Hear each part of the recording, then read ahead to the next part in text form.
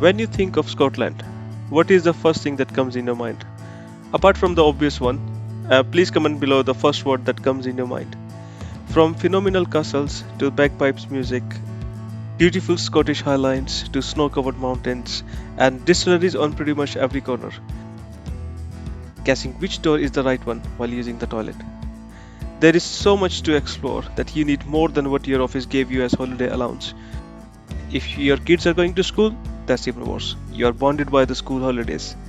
But does that mean it's an excuse for not visiting Scotland? Definitely not. I'm here to help you with your travel plans. This video will be the first one in the Scotland series, and you will soon realize my love for Scotland, as I will be making many more of these in coming weeks. Along with all the useful information, in this video you will also see me trying to capture the full moon, my wife posing for the camera, and a tired foreigner, and a baby stuck in the snow. So stay tuned for all this fun. If you're finding my video helpful, then please do consider subscribing to my channel and press the bell icon so as you get all the notifications for my future videos.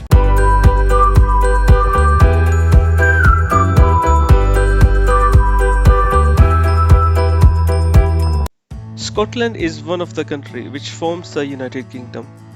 It's northern part of the UK above England, with capital in Edinburgh. Even though it spells like Edinburgh, I'm not sure why they call it Edinburgh. I have absolutely no clue. If you know it, please do comment below. You can explore Scotland in 100 ways. This is just one of them. I will be making more videos in near future to present you different ideas to make your trip to Scotland. In this video, I will tell you how you can spend 4 nights and 5 days in Scotland. So watch the video till the end, as you are going to fall in love with this beautiful country. On day 1 of your trip, travel to Edinburgh. Depending on where you live and if you're driving, it's likely going to be a long drive for majority of you. Say, coming from Birmingham, it will take you roughly about 6 hours to reach Edinburgh. My suggestion is to avoid M6 while coming, as you are going to take this route on the way back anyway. So take M1 and then A1 instead. First, you will get relatively less traffic on A1, and the views will be lovely the more you will approach towards Edinburgh. You can follow M1 till Leeds, and after which M1 will merge onto A1. There will be 10 services between Leeds and Edinburgh. For details and services map, please find the link in the description box below. My suggestion would be to have a stop at Berwick-upon-Tweed, as there is a nice McDonald's with sea views, and Morrison's is also opposite, in case you want to fuel up your car or you want to buy some stuff. Edinburgh is one of the most beautiful places to visit in the UK. Though some people would argue that it's best to visit in summertime, well, whatever we get in UK. But in this video, I'm going to show you why it's worth coming in every season, and especially winters. We made a trip in second week of January last year, and the benefits which you will get is less tourists on the road, so you will get more time to enjoy the place. And secondly, you get amazingly cheap accommodation in the heart of the city. Keep watching this video and I'm going to show you the room which we managed to get. By the time you will reach Edinburgh, I bet you will be tired, so have some rest in your accommodation and then be ready to enjoy the sunset and the beautiful views of Old Town in the evening. Edinburgh is very beautiful and you will not be able to cover complete town in just one evening. So spare day 2 just to visit Edinburgh. It will be day 3 when you will be moving up to the Scottish Highlands. Because we were traveling in winters, we managed to grab this beautiful room for £70 per night, and look at the size and the amenities which they have provided in this room, and just for £70. That's why coming in winter is a really good idea. I will soon be making a dedicated video just for Edinburgh, what to do, where to park and what to see and all that stuff. So please subscribe to my channel and don't forget to hit the bell icon to get the notifications for my future videos. So day 3. Start your day with a proper Scottish breakfast.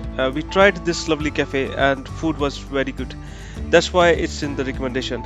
Try their French toast as it was really delicious. Your trip to Scotland would be incomplete without a distillery tour, so make your way to the Dalwhinnie distillery. It's a beautiful one located on A489 just off the A9. Benefits of coming in winters. You know what? The tour will be free. You will get 2 tasters and you can keep the sample glasses with you. So what else you want? Once you have completed the tour to distillery, make your way to the Fort William. The drive would be about 1 hour from here, but keeping in mind the twisty roads and the weather conditions, save about 2 hours to reach Fort William. If you can manage to find an accommodation in Fort William, that's brilliant, or Glencoe, that's even better. We booked this lovely waterfront lodge near Glencoe. Link is in the description box below in case you would like to see this accommodation. On day 4, make your way to the Glasgow. This day is going to be the best of this trip as you will experience heaven on earth. Enter the postcode on your screen, which will take you to the end of Loch Lomond, which is the biggest lake of Scotland. You will be taking A82 today, and be ready with your phones and cameras as the views near Glencoe will be amazing. Situations can turn dramatic in case it has snowed overnight or is snowing. We got lucky, yes, I would say lucky, as the roads were blocked and the views around us were breathtaking, so we got stuck near Glencoe for about 2 hours on the road. You will not get this experience in summertime, guys. The views will still be very beautiful in summers, but this snow covered mountains and in this region is amazing, and you have to come to in winters to enjoy this. One caution, regardless of the best 4x4 you have or whatever vehicle you have, please drive very carefully as the roads would be very slippery. The postcode I have given you will take you to the Tarbet Bay, where along with the lovely views, you will get one additional benefit, and that is public toilets. There is a cafe nearby as well in case you want a coffee or want some breakfast. From here onward, enter the postcode for your accommodation in Glasgow because you will be staying in Glasgow on end of the day 4. In the evening, you can enjoy the beautiful city centre and do whatever you would like to do in Glasgow.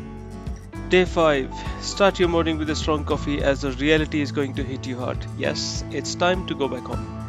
So enter your home postcode and take M6 to drive south. You will get a glimpse of Peak District on your right hand side after Penrith. I know it was a lot to take in, so to summarize and help you further, I have summarized everything in this table. So if you want a copy of this table, please ask in the comments below and I will email it to you.